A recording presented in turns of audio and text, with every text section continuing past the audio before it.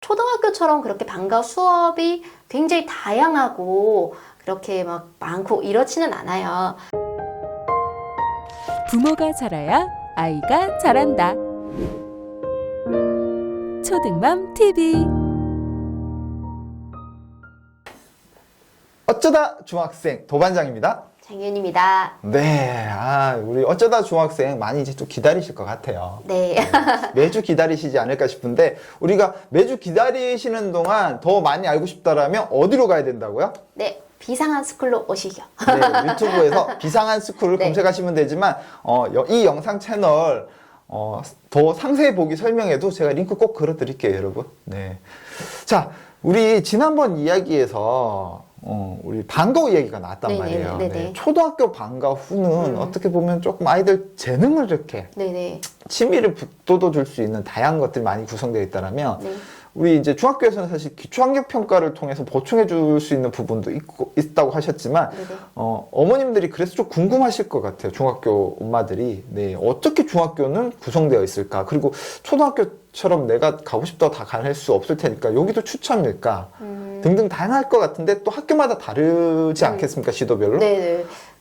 이제 중학교 이후부터는 좀 학교 재량이 좀 더 많다라고 보시면 되는데, 제가 있던 학교에서는 월요일에 끝나고 나서 월요일 5교시 이후에는 6, 7교시가 방과후 수업이었어요.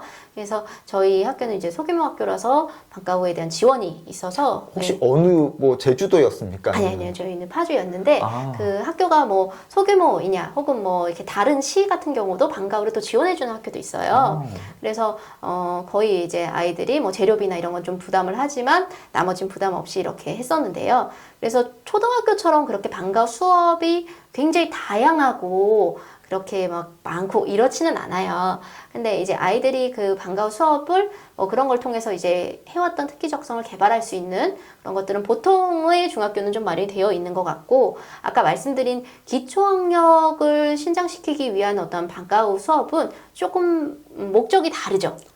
네. 초등학교 때 말했던 그거하고 좀 달리, 그래서 이제 그 기초학력 평가를 보고 나서 이 친구들 같은 경우는 기초학력에 대한 어떤 보강이 좀 필요하겠다라고 생각하면 그 담당 선생님한테 그 아이들의 명단이 옵니다. 네. 그러면 그 아이들을 중심으로 해서 그 수업을 만들고 또 특별한, 이것도 강제할 수는 없어요. 그러면 이 강제할 수는 없지만 만약에 이제 부모 입장에 보내고 싶을 텐데 네네. 이 학교마다 다르다고 하셨잖아요. 네네네네. 그 학교마다 그래도 이거 기초학력을 커버해 줄 수 있는 방과후가 기본적으로는 존재하는 건지, 아니면 네네. 이것도 학교마다 존재하지 않는 학교도 상당히 많을 수 있는 건지. 기초학력을 높이기 위한 예산은 대부분은 조금 이제 마련이 돼 있는 경우가 많은 것 같아요. 왜냐면 요즘에 이제 우리가 계속 역량 중심의 교육 과정으로 바뀌고 있잖아요. 그래서 그 아이들이 대부분 그걸 달성을 해야 우리가 이제 성취 기준에 도달한다라는 걸 이제 보기 때문에 대부분 그런 예산들이 좀 마련이 되어 있는 편이고, 근데 이제 다만 그 기초학력 보충 사업을 마련해도 제가 현직에 있을 때 굉장히 어려움을 느꼈던 게, 아이들이 이렇게 학원 시간과 겹치는 경우가 많아요. 그러면 그 수업에 참여하고 싶어도 못하겠다라고 하는 경우도 있었고, 어떤 친구들은 내가 그러니까 자기네들이 왜 그 수업을 해야 되는지에 대한 이유를 아는 거죠. 내가 뭔가 부족함이 있구나. 네. 그래서 거기에 약간 낙인이 된다라는 생각을 갖고 그걸 안 하려고 하는 친구들도 그럴 것도 분명히 같아요. 있어요. 그거를 갔을 때 네. 쟤는 공부 못해라고 낙인 찍힐까봐. 네. 그래서 저는 좀 약간의 희석을 좀 시켰었어요.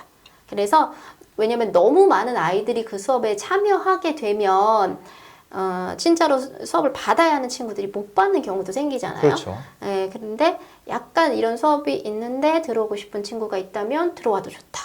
네, 그래서 조금은 열어뒀던 것 같아요. 그래서 자연스럽게 이게 좀 섞일 수 있도록, 대신 그렇지만 이 친구들을 위한 수업이잖아요. 네. 그 기초학력 보강이 필요한 친구들을 위한 수업이기 때문에 그 친구들한테 조금 더 문제를 풀어볼 수 있는 기회, 그리고 또 말할 수 있는 기회, 그런 것들을 좀 많이 주려고 이렇게 노력을 했던 것 같아요. 그러면 이게 제가 모르니까, 사실 이제 전 아직 초등학부모니까 들은 얘기인데, 보통 초등학교는 방과후라는 게 일단 정규 수업이 끝나고 하는 건데, 네네네네. 중학교도 같은 그럼요. 맥락인가요?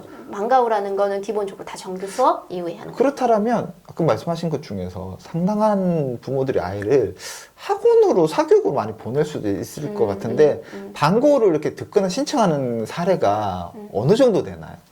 일단 뭐 저희 학교 같은 경우는 방과후 거의 그 아까 말씀드린 특기 적성 개발을 위한 그 이제 방과후 같은 경우는 거의 다 했었었고요.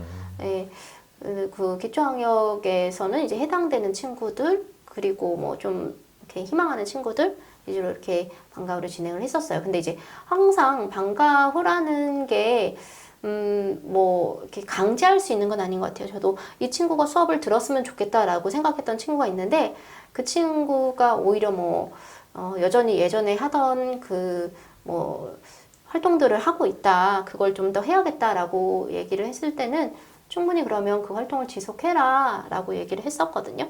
그래서 뭐 기초학력을 높이는 방법은 뭐 여러 가지가 있는 거고 그 중에 하나가 방과후이기 때문에 아이가 너무 방과후 활동을 싫어한다.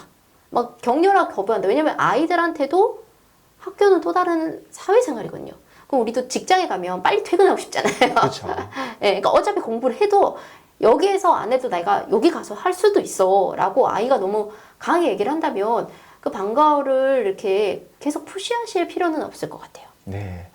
자, 우리 어쩌다 중학생, 이제 중학교 가면 방과후라도 이제 초등학교보다 레벨업이 되겠죠. 여러분들이 궁금해 하실 수 있는 부분에 대해서 저희가 조금 이야기 드렸고요. 앞으로도 여러분들이 달아주시는 댓글을 바탕으로, 어쩌다 중학생 더 좋은 이야기들 많이 담도록 하겠습니다. 감사합니다. 부모가 자라야 아이가 자란다. 초등맘 TV